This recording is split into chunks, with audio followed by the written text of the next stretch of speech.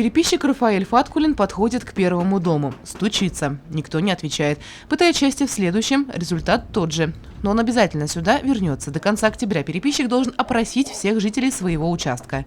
Можно за день обойти 20-30 домов, а опросить всего 5 человек. Бывает, что дома только дети. Естественно, мы их не спрашиваем, признается Рафаэль Талгатович.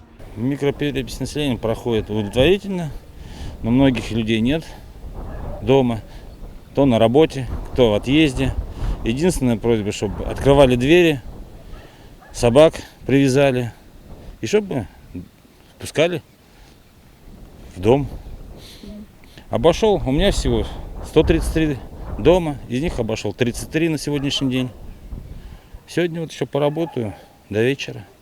Рафаэль Фаткулин далеко не новичок в этом деле. Он уже работал в сельскохозяйственной переписи 2006 года. Тогда мужчина переписал поселок Южный. В этот раз ему доверили микрорайон обогатителей, а именно улицы Есенбаева, Кутузова, Давлетшина и Космонавтов. Сейчас, как и 9 лет назад, случаются разные ситуации, признается переписчик. Большинство соглашается участвовать в переписи, но бывают и отказы. Люди говорят, что им это не нужно. Это те, кто просто не понимает смысла всероссийского опроса. А ведь проведение микропереписи необходимо для разработки программы развития нашего общества и оказания помощи незащищенным слоям населения. Можно догадаться и по вопросам. Статисты решили, мало толку просто посчитать людей, нужно опросить, а хорошо ли им живется и что нужно, чтобы жилось еще лучше. Опрос занимает не более 15 минут. Переписчика можно узнать по удостоверению, светоотражающему браслету, сумке с логотипом, а если понадобится, то и по паспорту. Самые бдительные и осторожные жители могут обратиться в отдел статистики и по нему удостовериться, что в дверь постучал именно переписчик.